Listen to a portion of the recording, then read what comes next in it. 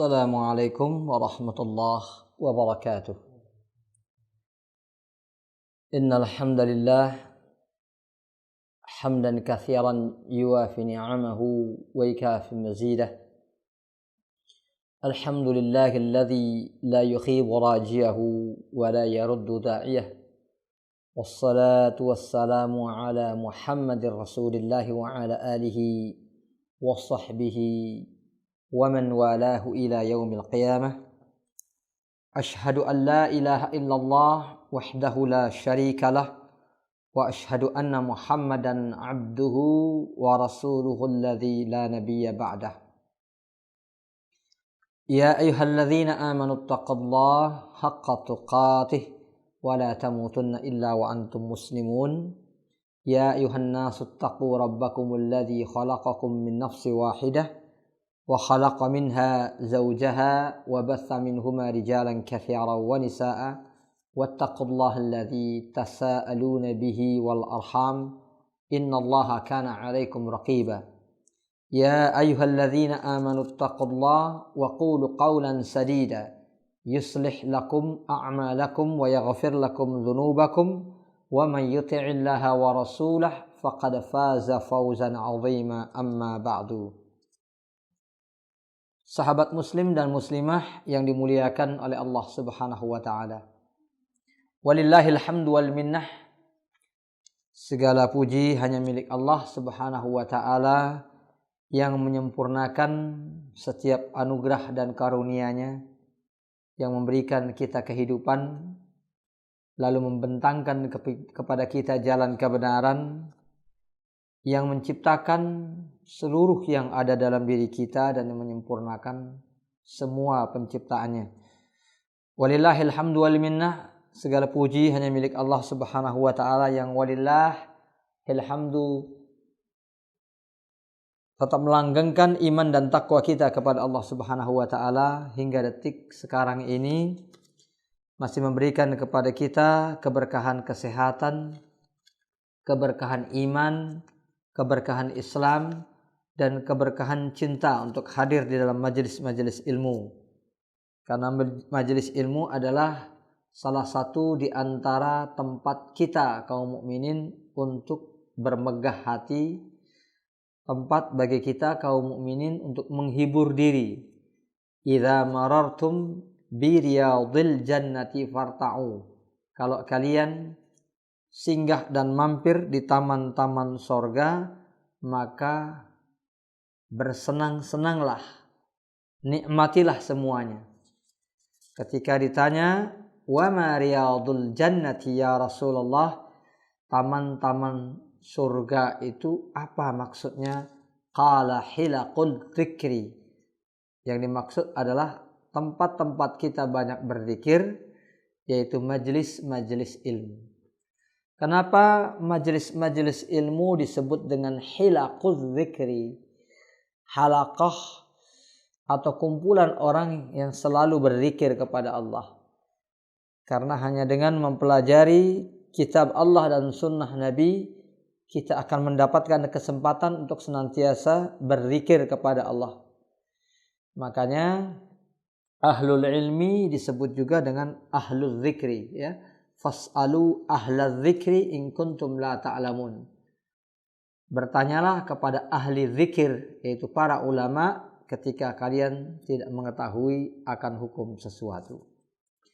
Nah, pada pagi hari ini kita juga akan kembali mempelajari tentang hukum atau kaidah fiqhiyah al-asasiyah, kaidah fikih dasar dari kitab Al-Qawaid wal Usul Al-Jami'ah karya Abdurrahman bin Nasir As-Sa'di atau Abdurrahman bin Nasir As-Sa'di.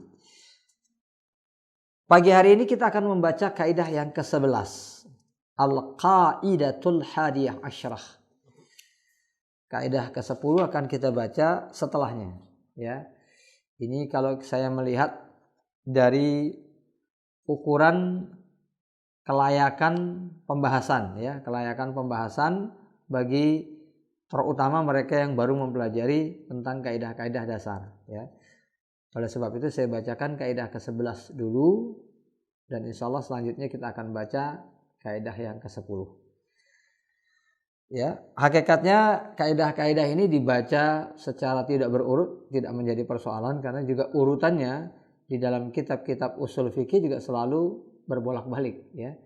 Tidak selamanya diurut sesuai dengan urutan yang kita pelajari di dalam kitab ini, ya. Kadang-kadang memulainya dengan misalnya al-umur bi maqasidiha, ya, dengan niat. Tapi tidak setiap kitab juga memulainya dengan itu. Nah, kitab Al-Qawaid wal Usul Al-Jami' ini, ya, sejatinya dulunya itu hanya mulakhas. Jadi isinya itu hanya kaidah-kaidah saja, tidak ada penjelasan dari beliau. Hanya kaidahnya saja. Tapi kemudian beliau menulis kitab lagi dan mensyarah kaidah-kaidahnya sendiri. Sehingga lahirlah kitab ini. Tetapi kitab ini juga ditaklik, diberikan syarah oleh banyak ulama, diantaranya oleh murid beliau sendiri, Syekh Muhammad Shalih Al-Utsaimin, Syekh Sulaiman Ar-Ruhaili, dan banyak lagi ulama yang lain. Kaidah ke-11 ini sebuah kaidah yang sederhana, banyak digunakan dalam perkara-perkara fikih keseharian. Tapi kaidah ini juga bahkan digunakan dalam undang-undang hukum positif, ya. Terutama di negara-negara yang memang basicnya meskipun tidak 100% tapi memiliki dasar dari hukum Islam. Sekali lagi meskipun tidak 100% undang-undangnya atau perundang-undangannya itu berdasarkan kitab Allah dan sunnah Nabi, tetapi memiliki dasar-dasar hukum Islam. Karena kaidah ini sifatnya sangat umum sekali dan bahkan sangat simpel dan sederhana sekali, meskipun penjabarannya itu bisa meliputi sangat banyak hal yang lebih dekat dengan urusan keseharian kita. Terutama ibadah-ibadah harian yang biasa kita lakukan seperti wudu, ya, salat dan yang lain-lain. Bunyi kaidahnya adalah al-aslu. Ya, kalau kita sudah berbicara tentang al-aslu, artinya di sini adalah kaidah, ya. Al-aslu kaidah. Karena kata al-aslu itu mayubna alaihi syai', secara bahasa itu pondasi di mana hal lain dibangun di atasnya. Itu namanya aslun. Lawan katanya adalah far'un. Mabuniya ala ghairi. Ya, far'un itu yang dibangun di atas yang lain. Jadi dasarnya aslun, yang dibangun di atasnya far'un. Makanya masalah yang asasi, masalah yang fundamental di dalam Islam disebut usul. Itu jamak dari aslun. Sementara masalah-masalah yang dibangun di atas dasar tersebut disebut dengan furu', ya, jamak dari fara'. Tapi kita bicara bukan tentang makna lughawi atau makna etimologis. Secara istilah kadang-kadang al-aslu bisa bermakna dalil, ya. Wa ma aslu, ya, wa ma aslu hadzal hukm, misalnya ulama bertanya begitu. Apa asal hukum ini? Itu bukan bertanya tentang hakikat hukumnya, tapi dalil dari hukum tersebut. Misalnya orang yang mengatakan puasa di bulan Ramadan itu hukumnya wajib. Ma aslu hadzal hukm? Apa dalilnya? Dalilnya adalah qauluhu ta'ala, faman syahida minkumus syahra falyasum. Siapapun yang sudah melihat hilal, siapapun yang sudah melihat hilal hendaknya dia berpuasa. Ini dalil ijabus syiyam. Ya, kalau kutiba alaikumus syiyam itu dalil tasyri', itu dalil syariat, bukan dalil diwajibkannya puasa. Maka artinya bukan diwajibkan kepada kalian berpuasa seperti yang sering dibaca sebagian orang. Itu salah, ya. Kutiba laisa ujiba, inama syuri'a. Ya. Ya ayyuhalladzina amanu, wahai orang-orang yang beriman, kutiba alaikumus syiyam, disyariatkan kepada kalian puasa, kama kutiba alal ladzina min qablikum, sebagaimana disyariatkan kepada orang-orang sebelum kalian. Adapun dalilul ijab, ya, adapun asal hukum ijab atau dalil hukum wajib adalah faman syahida minkumus syahra falyasum. Siapapun yang sudah melihat hilal di bulan Ramadan falyasum, dia wajib berpuasa. Jadi asal artinya bisa dalil, tapi di dalam masalah ini asal artinya adalah kaidah dasar.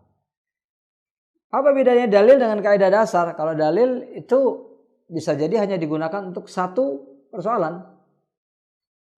faman syahida minkum syahra, ya ini dalil untuk puasa, nggak digunakan untuk yang lain. Ya, tapi kalau kaidah dia harus berbunyi yang kemudian bunyinya itu bisa menjadi dalil dan dasar bagi banyak persoalan. Ya, seperti yang sudah sering kita bahas dalam kaidah-kaidah sebelumnya, misalnya la darara wa la dirar, segala yang berbahaya untuk diri kita atau orang lain maka hukumnya haram di dalam Islam. Ini kaidahnya umum, bisa digunakan untuk banyak perkara. Jadi itu perbedaan antara kaidah dasar dengan dalil. Nah, aslun di sini artinya adalah kaidah dasar. Ya, bukan dalil tapi kaidah dasar yang dia bisa menjadi dalil pada banyak persoalan. Ya, para ulama melahirkan, ya, mencetuskan kaidah-kaidah tadi adalah demi memberi kemudahan kepada kita sekalian untuk bisa menerapkan hukum tersebut pada banyak persoalan yang selalu berkembang setiap saat, gitu. Hal-hal yang mungkin tidak dipertanyakan di masa lalu dipertanyakan di masa sekarang. Itu ada kaidah-kaidah dasar yang nanti akan memudahkan kita mengambil kesimpulan hukum. Ya, meskipun sekali lagi untuk memutuskan hukum secara mutlak hanyalah dilakukan oleh ahlul ijtihad, tapi setidaknya kita bisa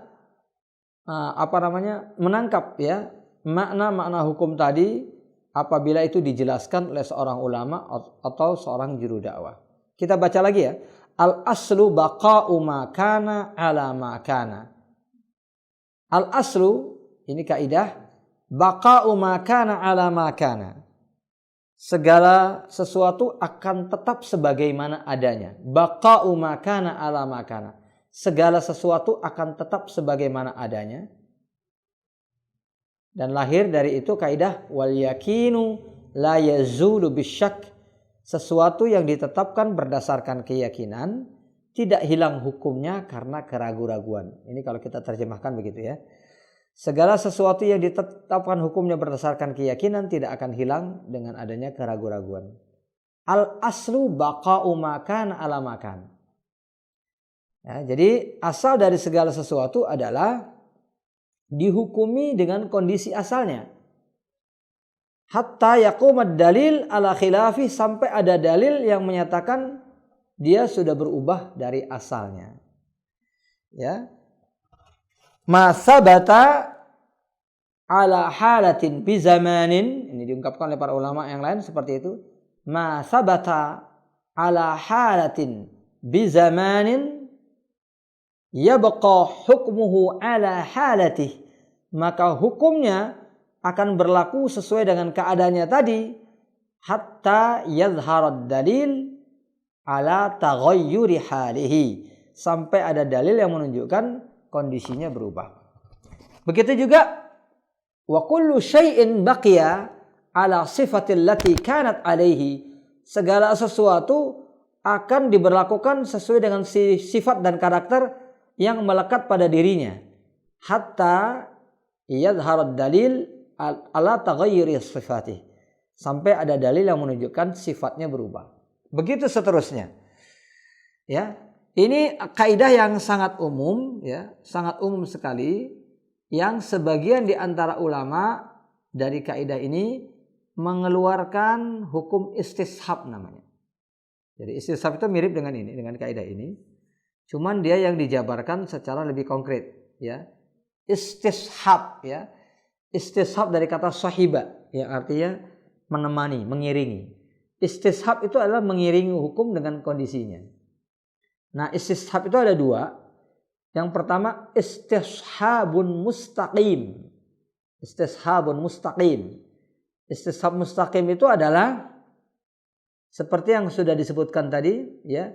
Isbatul hukmi ala syai'in ala halatihi fil madi, ya, ala halatihi fil madi malam yataghayyar, selama tidak berubah, ya. Artinya menetapkan hukum sesuatu sesuai dengan kondisinya di masa lalu selama tidak berubah.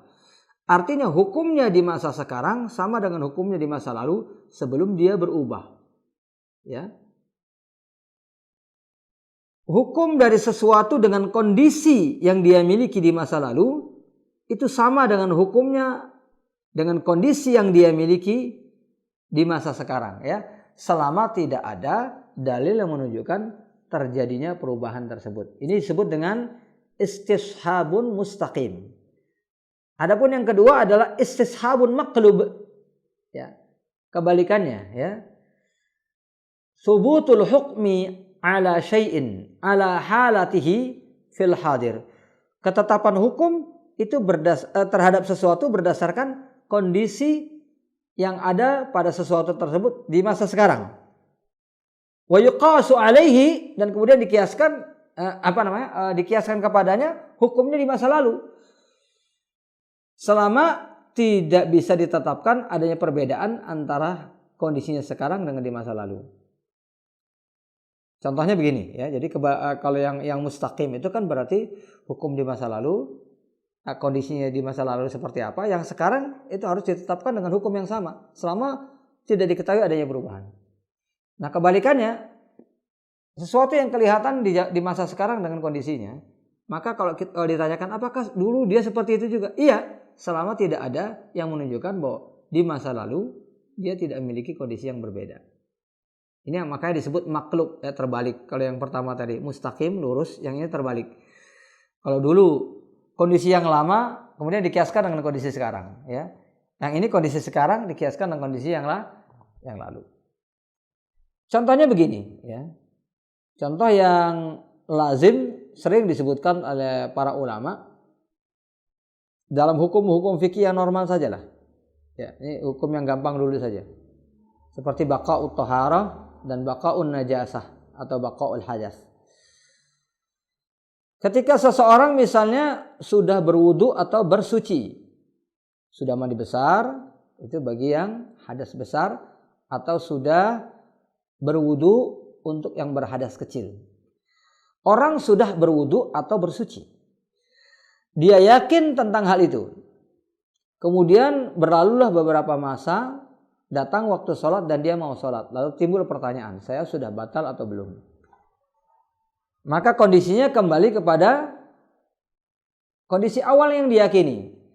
Karena asalnya adalah baqa'ut taharah, bahwa kesuciannya itu sudah tetap dengan kondisinya, ya. Sebelumnya kan dia tidak suci nih, kemudian dia bersuci. Dengan dia bersuci, maka pada satu dia berada dalam satu kondisi yang jelas, ya, bahwa dia sudah suci. Pada saat itu dia bisa melakukan sholat apapun yang dia mau. Maka ketika berlalu beberapa masa, walam yadullad dalil, tidak ada indikasi yang jelas bahwa dia telah batal, maka hukumnya kembali kepada hukum yang sebelumnya. Kembali kepada hukum yang sebelumnya. Lalu bagaimana dengan istishab yang kebalikan? Istishab yang kebalikan itu begini, ya, kita berikan contoh yang lain, ya, untuk lebih mudah memahaminya, ya. Karena karakter masing-masing di antara di antara hukum atas sesuatu itu berbeda-beda, ya. Kondisi sesuatu berbeda-beda. Contohnya begini. Seorang wanita yang menikah dengan seorang laki-laki. Wanita muslimah menikah dengan laki-laki. Sekarang kita melihat bahwa lelaki itu seorang muslim, ya, dia bersyahadat, dia sholat dan lain sebagainya. Meskipun kita lihat dari wajahnya dia orang yang peranakan, ya, bahkan kita tahu bahwa dia dari keturunan, ya, seorang yang bukan berasal dari negara kita yang umumnya beragama non muslim, ya. Jadi paham, ya, jadi kita ketemu seorang muslimah bersuamikan seorang muslim. Maka kondisi yang ada sekarang ini adalah dia menikah bersama seorang laki-laki yang muslim. Di luar dari persoalan apakah dia berasal dari keturunan, ya, dari orang-orang yang notabene kebanyakan adalah non-muslim. Lalu kita bertanya, ini benar nggak dia itu muslim sejak dulunya atau baru muslim sekarang saja? Yang jelas sekarang dia adalah muslim. Itu adalah hukum yang sekarang. Maka hukum sebelumnya tidak boleh kita katakan dia itu tidak muslim, ya. Kemungkinan semua bisa terjadi, ya. Bisa saja dia mu'alaf gitu. Bisa saja dia sekarang saja menunjukkan Islamnya tapi tidak pernah bersyahadat gitu kan. Itu semuanya kan mungkin. tetapi itu tidak boleh dihukumkan demikian. Karena hukum yang jelas sekarang yang tampak adalah demikian, maka kita tidak boleh menghukumi masa lalunya dengan kebalikannya, kecuali dengan indikasi yang jelas, ada bukti yang jelas. Kalau ada bukti yang jelas, baru ini berubah.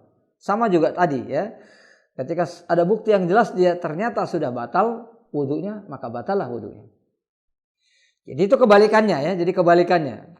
Kalau hukum tadi yang pertama adalah hukum sebelumnya, ya dikiaskan dengan hukum sekarang selama tidak ada perubahan, maka ini hukum sekarang dikiaskan dengan yang lalu, ya, karena tidak ada bukti bahwa sebelumnya tidak seperti itu. Ya. Itu disebut dengan istishab. Jadi istishab itu lebih luas daripada baqa'u makana ala makana dalam pengertian para ulama fikih umumnya, ya, karena biasanya kaidah ini digunakannya untuk yang bersifat istishabun mustaqim. Padahal tidak demikian, ya. Penggunaannya bisa sangat luas sekali untuk hal-hal yang bersifat di masa lalu maupun di masa sekarang. Jadi kita kembali lagi ya, asal segala sesuatu itu adalah sesuai dengan kondisinya yang ada. Sampai ada dalil yang menunjukkan bahwa kondisinya berubah. Ikhwaskan fiddin yang dimuliakan oleh Allah. Maka sebagian ulama ada yang menyebutkan al-qadimu ala qidamih, ya. Bahwa segala sesuatu dengan sifat lamanya itu akan dihukumi sesuai dengan sifat lamanya. Selama tidak ada ketetapan dan kepastian sifat lamanya itu berubah. Jadi asal dari orang yang sudah berwudu, ya berwudu.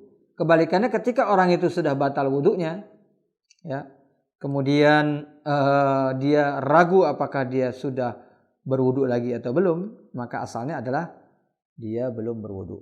Ya. Jadi baqaul hukmi sabitun, ya, wal adamu amrun tari. Kondisi dari sesuatu yang sudah jelas itulah hukum yang pasti. Sementara hilangnya hukum tersebut adalah amrun tari, sesuatu yang terjadi belakangan, maka tidak bisa dijadikan sandaran selama tidak ada kepastian. Wa hadza aslun kabir, meskipun sederhana tapi ini pondasi yang besar.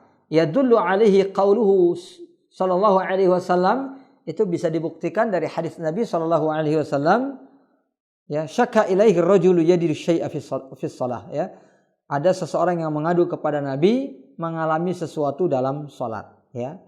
Jadi ketika dia sholat dia merasakan seperti seolah-olah buang angin, ya.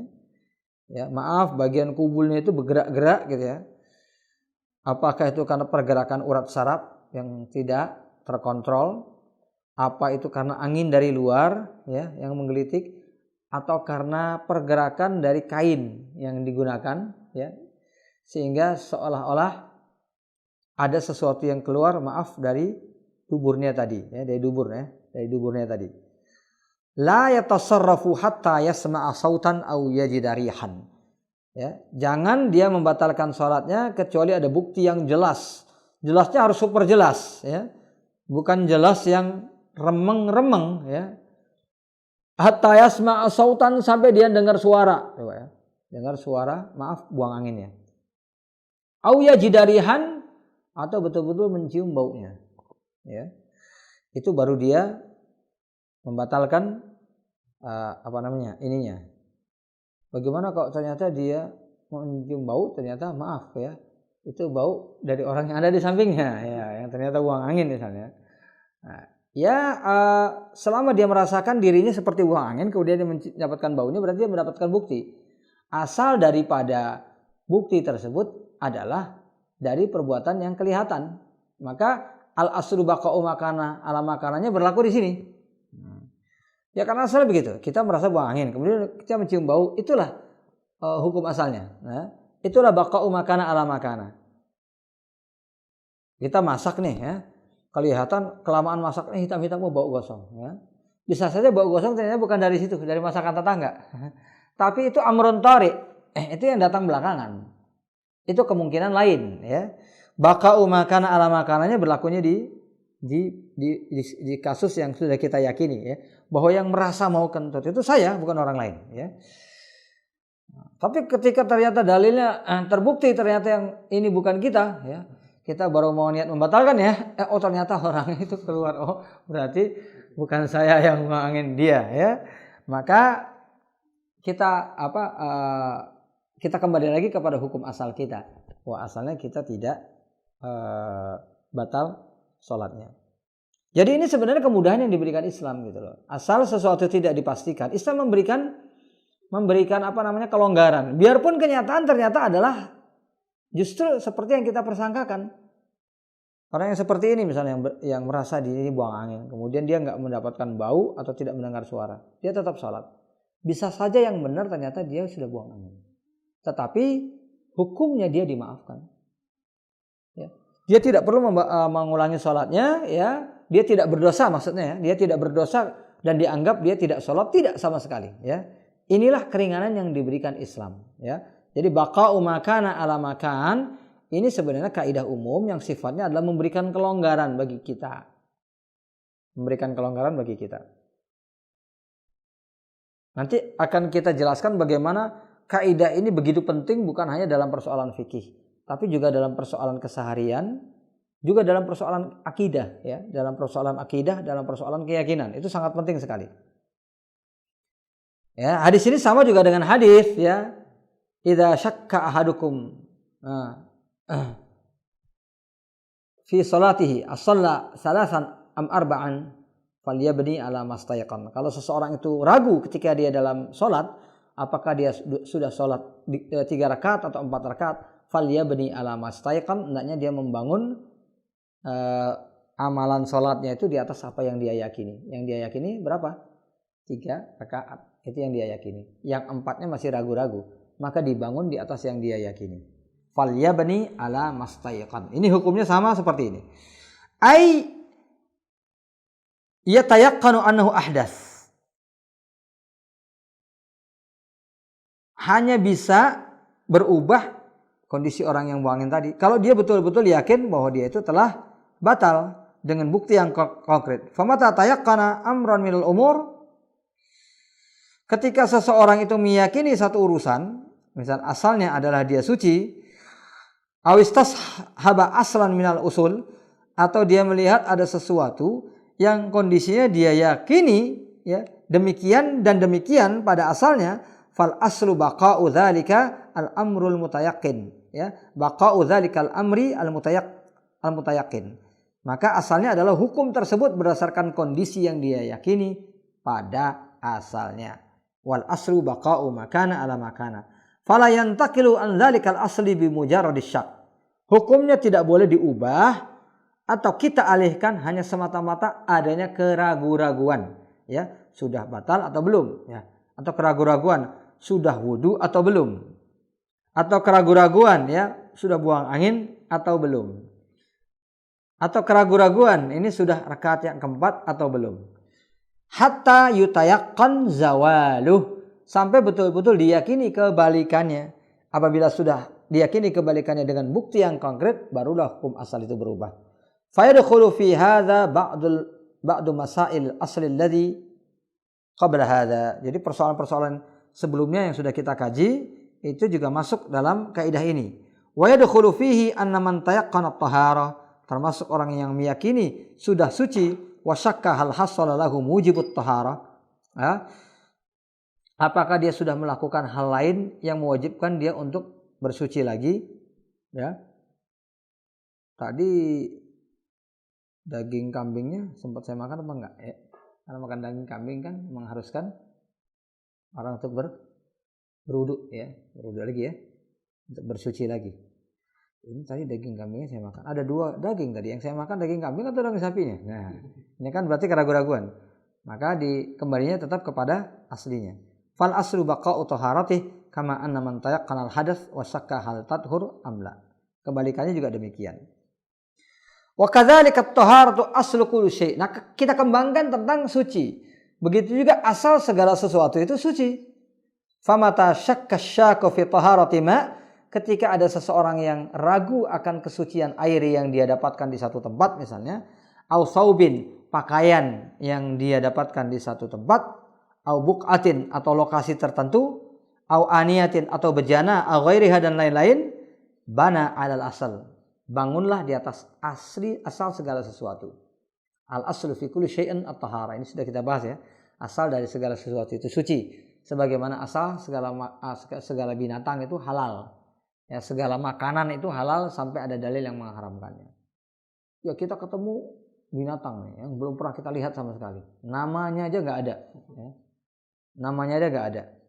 Tetapi dia bukan termasuk hewan yang sudah jelas diharamkan. Bukan zu mikhlabin minat thair misalnya, bukan burung yang memangsa dengan cakarnya. Bukan zu nabin minas siba, bukan hewan buas pemangsa yang lain karnivora yang memangsa dengan taringnya. Bukan termasuk itu. Berarti bukan termasuk hewan yang diharamkan. Tapi kan nggak ada ini jenis hewannya. Ya. Bahkan di zaman dahulu di masa Nabi juga tidak dikenal hewan yang seperti itu. Maka hukumnya kembali kepada asal. Asal setiap makanan, asal setiap hewan itu halal kecuali apabila ada dalil yang mengharamkannya. Ya, kembali demikian ya. Wa huwa tahar. Wa min dzalika law asabahu ma'un min mizab aw ghairuhu.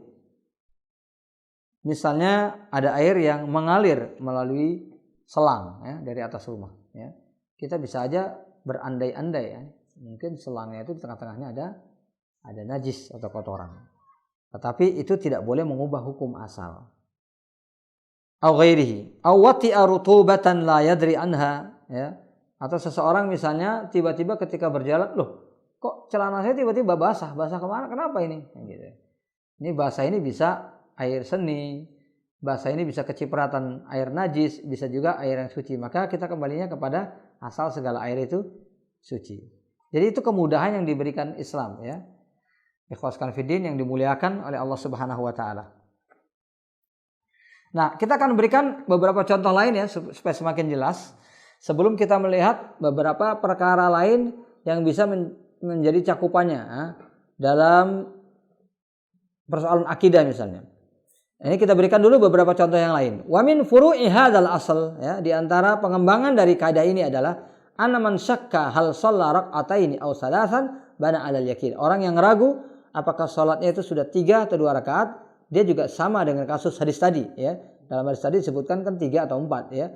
Kalau ragunya 2 atau 3 ya sama, dia harus membangunnya di atas yang 2. Yang 2 yakin, yang 3 masih ragu-ragu. Wa huwal aqal, yang diyakini tentunya yang paling sedikit.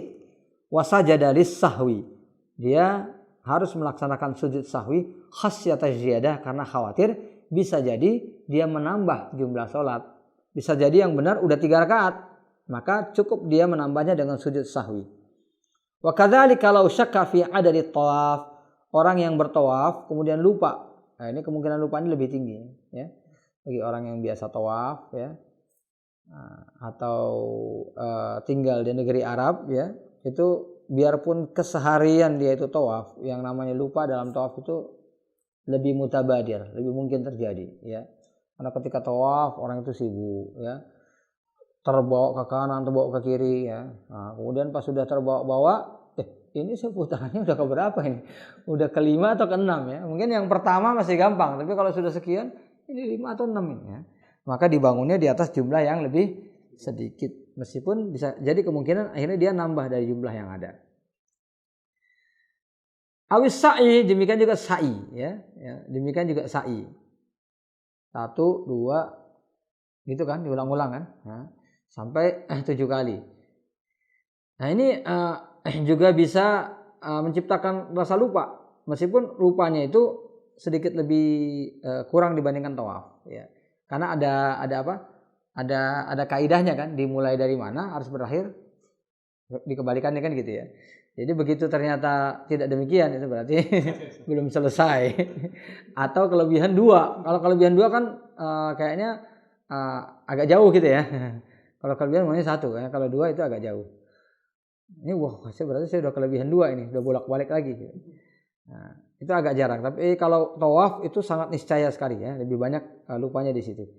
Au adadul ghuslat al-mu'tabarah, atau misalnya jumlah cucian yang bisa dijadikan sebagai ukuran. Misalnya ketika kita membersihkan najis dari jilatan anjing ya. Itu kan juga jumlahnya harus kita buktikan ini sudah atau belum ya. Ini sudah saatnya saya campur dengan tanah atau masih harus dengan air, ya. Bana 'alal aqal, maka dibangun di atas yang paling sedikit. Wa kadzalika law syakka fi asli talaq fal aslu adamu, ya. Ada seseorang yang lupa, ini istri saya udah saya cerai atau belum ya? Ya, kamu udah saya nggak tahu, saya juga lupa kata istri. Sama-sama lupa ya. Apakah si suami sudah menceraikan istrinya, ya, dan si istri sudah diceraikan oleh suaminya? Maka asalnya adalah belum diceraikan. Bahaya loh nanti kalau ternyata kita sudah cerai, ini kan cerai yang ketiga, ya, berarti sudah tolak bain yang tolak bain yang betul-betul bain. Ketika itu terjadi maka sudah betul-betul haram untuk hidup bersama selama masing-masing atau salah seorang di antaranya belum nikah dengan yang lain kemudian bercerai kembali. Kan hukumnya konsekuensinya berat ini, ya. Tetapi ketika itu berkaitan dengan keraguan-raguan, maka tetap Islam memberikan kelonggaran asalnya tolak itu belum terjadi.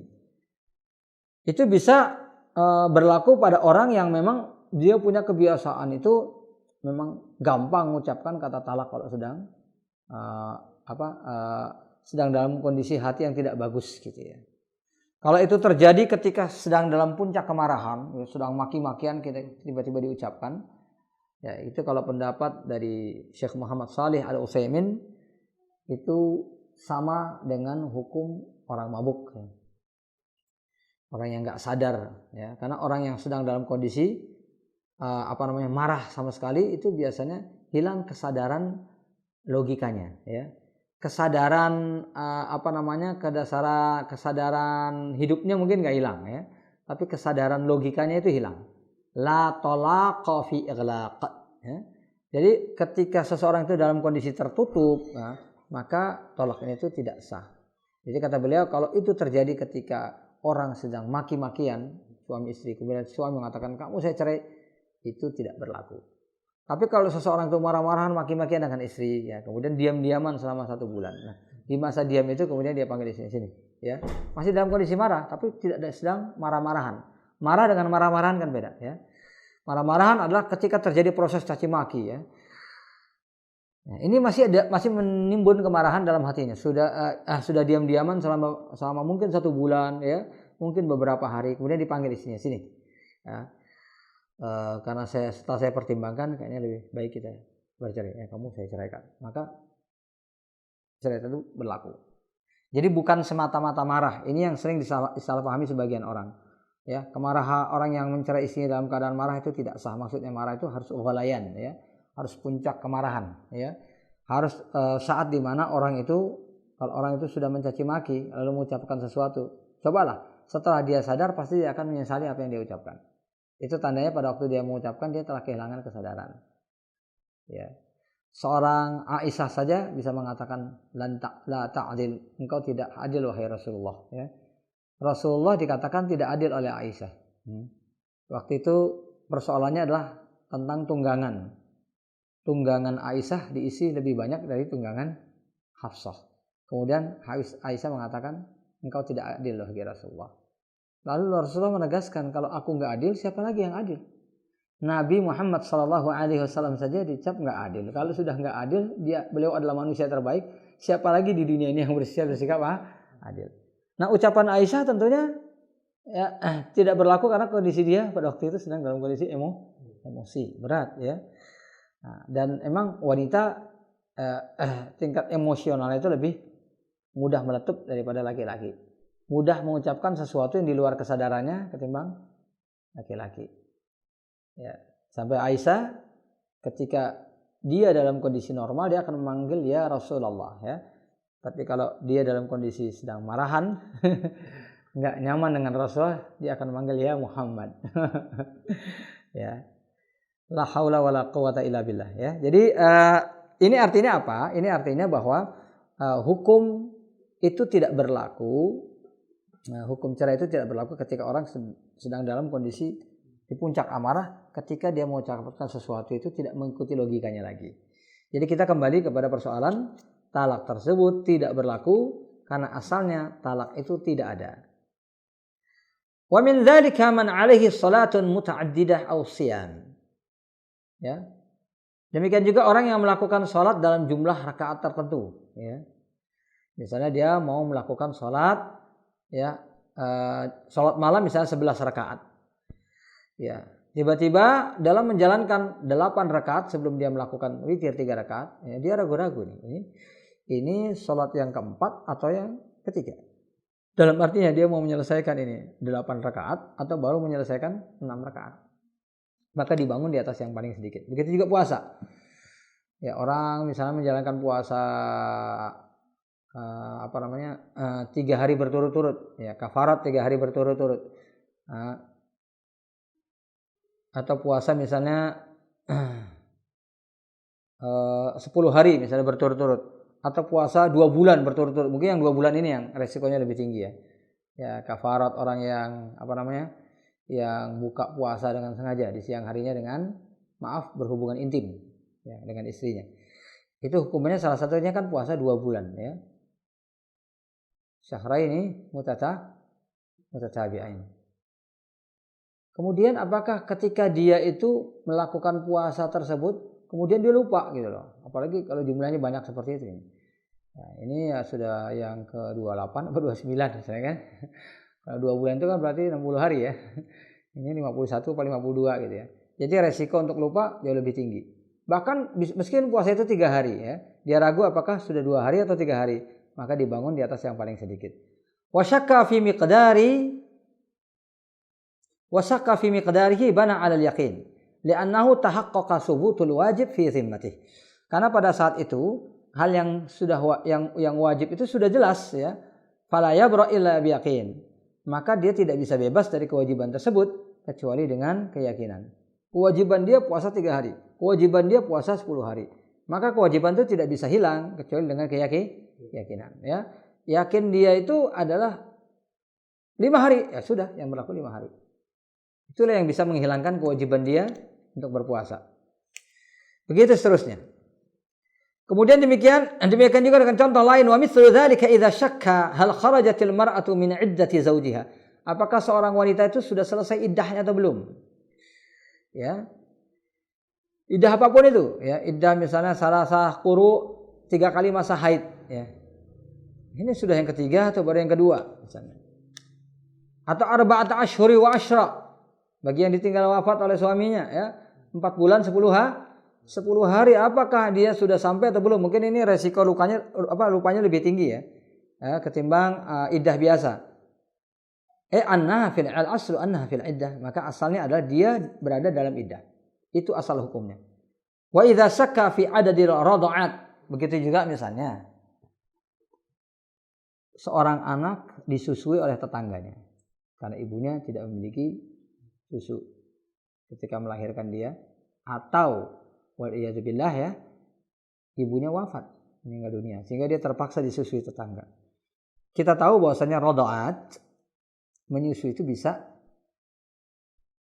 menghukumi seseorang itu menjadi mahram. Namanya hubungan kemahraman birrada'ah, ya. Ya, bukan dengan hubungan tali rahim, ya, tapi dengan hubungan rada'ah atau persusuan. Dia menjadi anak persusuan, maka dia menjadi saudara bagi orang yang sama-sama menyusu dengan ibu yang sama. Sama-sama menyusu dengan ibu yang sama bisa jadi anak orang lain lagi. Sama-sama bukan anak ibu itu. Atau bisa jadi salah seorang di antara anak ibu tersebut. Setiap yang menyusu dari ibu yang sama adalah saudara persusuannya. Nah, persoalannya adalah dalam hukum Islam itu kan 5 kali rada'at. 5 kali rada'at itu bukan 5 kali masa dia menyusu, tapi 5 kali hisapan. Nah, ini yang benar, ya, yang paling benar menurut pendapat ahli fikih. 5 kali hisapan. Ya. Ketika orang sudah melakukan 5 kali hisapan, maka sudah berlakulah hukum dia anak persusuan. Meskipun setelah itu dia berhenti dan enggak pernah nyusu lagi selamanya. Ya. Wa idza syakka fi adadi rada'at, misalnya nyusu hanya sekali tapi dia ragu ini berapa kali hisap tadi? Sudah 5 kali hisap atau baru 4 kali? Maka dia membangunnya di atas yang dia yakinin. Artinya anak ini bukan mahramnya. Itu konsekuensi hukumnya. Karena kemahraman itu berat konsekuensinya ya. Sedangkan tadi ya, yang orang menceraikan ketiga saja. Itu kan berat kalau salah, ya. Itu saja tetap dibangun di atas yang dia yakini, diberikan keringanan oleh syariat, ya. Gak apa-apa dia akhirnya salah, kemudian terjebak dalam yang salah, ya. Istrinya itu ternyata adalah istri yang haram untuk dinikahi, tapi tidak haram bagi dia, ya. Kenapa? Karena dia berada dalam keraguan-raguan. Islam memberikan kemudahan. Apalagi kalau konsekuensinya kebalikan. Kalau ini kan kebalikan. Kalau sempat dia hukumi sudah 5, itu jadi mahram. Jadi akhirnya dia menghalalkan yang tadinya adalah haram, ya, ya kan? Jadi yang boleh melihat aurat, bersentuh-sentuhan, yang tadinya nggak boleh jadi boleh. Itu bahaya sekali kalau seandainya salah. Makanya mencukupkan dengan 4 saja, bahwa yang 5 belum berlaku, itu wajib hukumnya. Itu lebih wajib dari kasus tentang perceraian tadi, ya. Itu lebih wajib, ya, karena konsekuensinya kebalikan, ya. Kalau yang tadi, ya, kita memutuskan bisa saja kita salah malah melakukan yang haram, ini justru kebalikan, ya. Kalau kita tidak putuskan justru terjadi keharaman, maka harus diputuskan. Jadi bisa dipahami di sini, ya. Jadi kita salah saja ternyata dalam ketentuan kita dimaafkan, apalagi kalau ternyata kita tidak putuskan malah justru kita salah, maka harus kita putuskan. Al-amalu bil aqal hatta yutayaqqan bulughuha khamsan fa aktsar liyatarattab alaihi tahrim. Karena konsekuensinya adalah hubungan kemahraman. Itu bukan hal yang mudah, ya.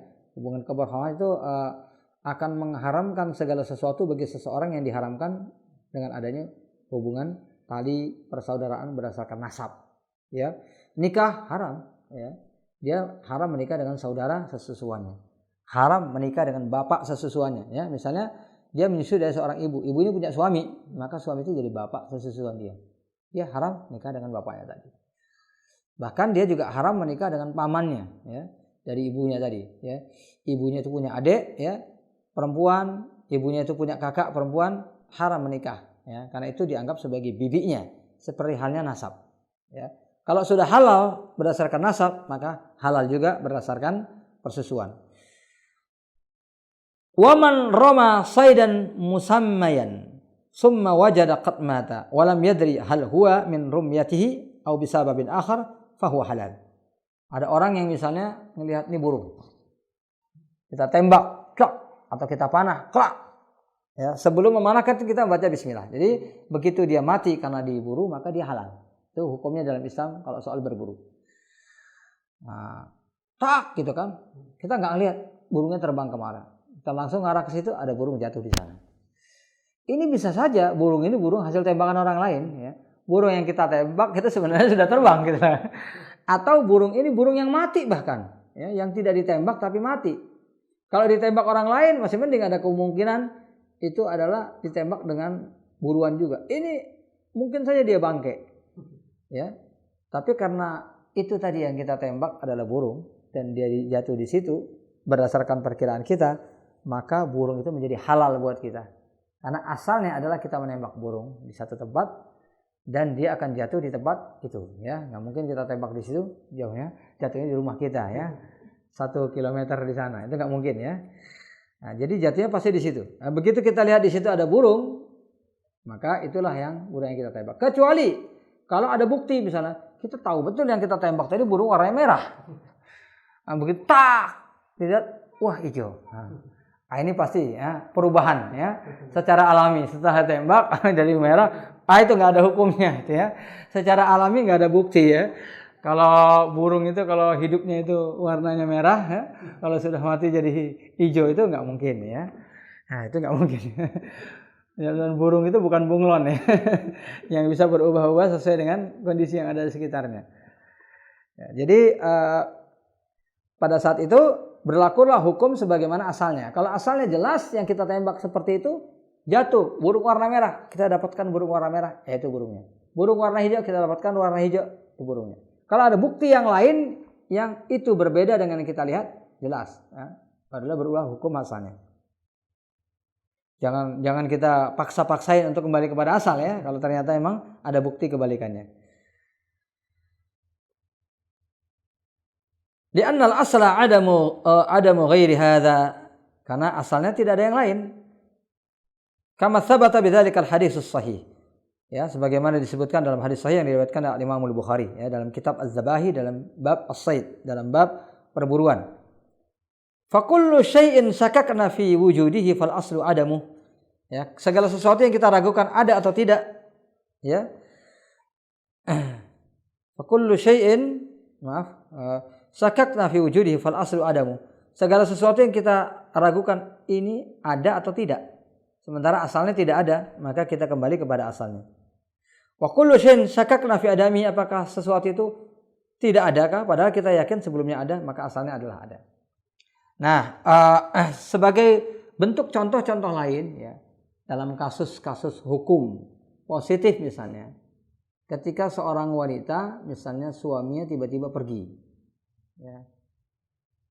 Suami itu tiba-tiba pergi, sementara suaminya punya harta benda, ya. Ya sebagai istri bolehlah dia mengambil sesuai dengan kebutuhan dia, ya. Seperti yang diungkapkan oleh Hindun, ya, Inna Aba Sufyan rajulun syahih. Abu Sufyan ini orangnya pelit, ya. La yu'tini ma yakfi wa waladi. Enggak pernah ngasih uang untuk kami dan anak kami. Kalau ngasih juga dikit banget, enggak akan cukup, ya. Illa ma akhadtu minhu wa huwa la yam. Kecuali yang aku ambil secara diam-diam. Ini hukumnya bagaimana ya Rasulullah? Maka Rasulullah menjawab, kuli ma yakfiki wa waladaki bil ma'ruf. Ini sebenarnya kajian kemarin ya, tapi berkaitan dengan ini. Makanlah, ambillah dari Abu Sufyan itu, ya, uang dia sebatas yang kamu anggap cukup buat kamu dan anak kamu sewajarnya bil ma'ruf. Ya, kemarin kan kita sudah membahas ya.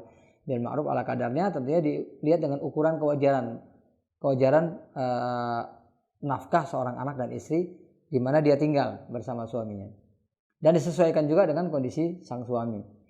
Ya, kalau biasanya orang punya gaji sekian, berapa sih ngasih isi umumnya? Itu yang kita ambil. Nah, sekarang persoalannya adalah si suami ini tiba-tiba pergi. Dan kemudian nggak pulang-pulang nih, udah sebulan nggak pulang-pulang nih, ya. Udah sebulan nggak pulang-pulang, nggak memberikan kabar. Nah, kemudian si istri tentunya mengambil haknya lah sebagai istri secara wajar ya dari ini suami. Tapi persoalannya apakah uang suaminya itu bisa diwariskan dengan anggapan bahwa dia sudah meninggal dunia? Maka secara hukum itu tidak boleh. Ya. Jadi meskipun misalnya istrinya harus tinggal lama tanpa suami, tetap si suami tadi dihukumi karena ketika dia pergi dalam keadaan hidup, ya, diyakini dia pergi dalam keadaan hidup, dalam keadaan sehat, dan nggak tahu kemana dia pergi. Kemungkinan mati bisa aja. Di tengah jalan dia dirampok, dibegal, meninggal dunia, gitu lah. Apapun bisa terjadi, gitu ya. Dia bisa jadi kemungkinan yang lain, dia pergi nikah lagi, ditinggalin istrinya. Itu hal yang mungkin, semuanya serba mungkin. Loh, tapi ATM-nya sama saya, buku tabungan sama saya, bisa jadi dia punya tabungan dan ATM yang lain, ya. Jadi kemungkinan itu semuanya bisa terjadi. Kemungkinan dia hidup lari bisa, kemungkinan dia mati bisa. Tetapi karena asalnya dia hidup dihukumi dengan hidup. Itu yang berlaku dalam hukum positif. Ya. Di berbagai negara umumnya yang memang mereka menggunakan hukum Islam sebagai dasar meskipun tidak sepenuhnya. Tetapi kemudian mereka membahas gitu loh. Jadi berdasarkan hukum kebiasaan, nah ini ma'ruf lagi nih. Ya, berdasarkan hukum kebiasaan orang itu dianggap meninggal dunia enggak kalau dalam waktu lama. Oh iya. Ya, dalam hukum kebiasaan itu kalau udah 10 tahun misalnya nggak kedengaran beritanya lagi dan itu secara hukum akal mustahil ya, bahwa dia itu akan hidup dan tidak ada beritanya sama sekali, maka dia dihukumi sebagai mati. Itu kesimpulan ini bentuknya masih ijtihad. Ya, dan sifatnya bisa berubah-ubah setiap zaman dan tempat. Kemungkinan itu kemungkinan di masa lalu mungkin nggak sama dengan sekarang. Di zaman sekarang bisa saja prosesnya lebih cepat, ya. Kalau zaman dulu misalnya karena komunikasi itu masih lambat, ya, kalau orang pergi lintas daerah saja itu sudah sulit untuk dilacak. Di zaman sekarang itu jauh lebih mudah, ya. Jadi teori pencarian juga akan jauh lebih mudah. Jadi makanya kemungkinan orang untuk bisa deteksi itu jauh lebih mudah. Ya mungkin waktu 10 tahun itu bisa berkurang untuk zaman sekarang. Ya, kalau dalam kitab-kitab fikih itu banyak disebutkan 10 sampai 15 tahun. Tapi itu bisa berubah sesuai dengan perubahan zaman. Tapi kita bicara tentang hukum asal. Jadi asalnya tidak boleh langsung ditetapkan, ya. Kalau hanya baru seminggu, 2 minggu, 1 bulan, 2 bulan, ya tidak boleh langsung ditetapkan dia sudah meninggal dunia. Karena itu masa-masa yang masih sangat mungkin seseorang itu ya ini entah dia melakukan kesalahan takut sama istrinya, nggak berani pulang-pulang, kan gitu ya. Bisa jadi demikian. atau dia nikah lagi ya, kemudian istri yang di sana ngelarang dia untuk menemui istri yang pertama, sementara dia nikah diam-diam, itu bisa saja terjadi ya. Atau mungkin dia melakukan kejahatan atau kriminalitas yang menyebabkan dia harus menyembunyikan diri ya. Itu kan banyak sekali ya, dia maaf ya, dia nyolong ya, kemudian dia jadi target sementara polisi belum berhasil menangkap dia. Sehingga posisinya dia harus menghilangkan jejak dia termasuk dari keluarganya. Ya, karena kalau teori melarikan diri, ya ini jangan ditiru untuk yang jelek ya. Teori melarikan diri itu jangan kembali ke rumah siapapun orang yang kenal dengan kita. Karena itu adalah hal yang paling mudah untuk dilacak. Dilacak pertama kali keluarga, anaknya, bapak, ibu, kemudian kenalan dia. Diawali dengan kenalan yang paling sering berhubungan dengan dia. Itu polisi sudah tahu tuh jurus-jurusnya semuanya. Ya, jadi maling harus lebih pintar ya. Tapi saya nggak ngajarin untuk jadi maling. Tapi itu artinya gini ya. Kemungkinan itu bisa terjadi, termasuk orang lari karena dia nyolong dan lain sebagainya. Oleh sebab itu kita kembalikan kepada hukum asal ya, bahwa orang itu masih hidup. Karena masa berbulan-bulan itu masa yang masih mungkin terjadi berbagai kemungkinan yang saya sebutkan tadi. Ini nazar fikih ya, nazarul fikih. Pandangan sudut pandang fikih itu harus seperti itu ya. Kita harus melihat berbagai realita ya. Adamu ma'rifatil waqi' bil amri ya. Yuaddi ila khata' al fiqhi fi amri ma yata'allaqu bih. Kalau di kalangan para ulama disebutkan demikian. Ketika kita tidak mengetahui waqi' realitas dari segala sesuatu, maka kita bisa kehilangan kemampuan untuk meletakkan hukum fikih dalam persoalan tersebut. Misalnya begini ya, la darar wala dirar, segala sesuatu yang berbahaya itu dilarang. Lalu seseorang ulama ditanya, apakah menggunakan lipstick itu haram atau enggak? Itu sangat sulit untuk dijawab ketika seseorang itu tidak memiliki pengetahuan dan realitas terhadap produk tersebut. Jadi Syekh Muhammad Shalih Al-Utsaimin itu melakukan penelitian yang dalam gitu ya. Dia bekerja sama dengan orang-orang yang ahli di bidang itu. Sampai itu ya, jadi beliau mengatakan dalam yatsbut ya, kalau tidak bisa ditetapkan bahwa itu adalah halal maka jangan dipakai. Itu kesimpulan beliau. Tapi sekali lagi ini hukum fikih sifatnya pribadi ya. Sifatnya pribadi artinya itu berdasarkan penelitian beliau ya. Beliau punya dalil sendiri, punya penelitian sendiri, sehingga itu hukum yang ditetapkan oleh Syekh Muhammad Shalih Al-Utsaimin. Ya, beliau meneliti bahwa kebanyakan itu justru yang mencampurkan dengan benda-benda yang tidak halal. Ya, benda-benda yang berbahaya itu kebanyakan. Hanya sangat sedikit sekali mungkin yang tidak seperti itu. Dan itu pun sulit dicari mana yang demikian. Ini kesimpulan fikih dari Syekh Muhammad Shalih untuk lipstick. Nah, keputusan fikih ini kan tentunya beliau putuskan berdasarkan penelitian terhadap realita. Nah, orang yang nggak tahu realita pasti hanya bisa menjawab dengan jawaban yang sifatnya normatif. Pokoknya kalau bahaya jangan, kalau enggak. Nah, orang yang mau menggunakan lipstick nggak bisa menggunakan fikihnya, betul nggak? Iya. Apa yang dia ucapkan benar gitu, yang diucapkan oleh ulama tadi benar, tapi nggak bisa digunakan fikihnya oleh orang yang menggunakan. Jadi kesimpulannya gimana? Saya boleh pakai atau enggak kan gitu ya? Saya boleh pakai enggak lipstiknya ini ya? Karena yang dibutuhkan oleh orang ini adalah ketetapan fikih dari apa yang dia alami. Ya, jadi ini salah satu di antara hal yang sangat penting dalam fikih ya. Kalau kita membahas seperti saya bilang tadi ya tentang orang yang hilang, maka kita harus melihat kondisi zaman di mana orang itu hilang, kemudian kemungkinan terjadinya proses hilangnya seseorang sehingga tidak diketahui keluarga itu apa saja di masa sekarang ini. Itu perlu kita teliti untuk menjadi bahan pertimbangan dalam waktu berapa lama orang bisa menyembunyikan diri untuk tidak diketahui oleh saudaranya selain kematian ya, selain kematian.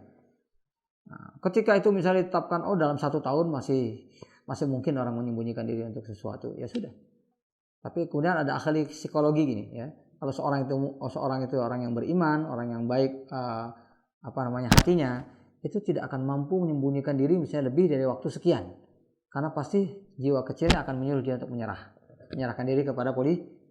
Misalnya seperti itu, maka itu bisa menjadi pertimbangan hukum.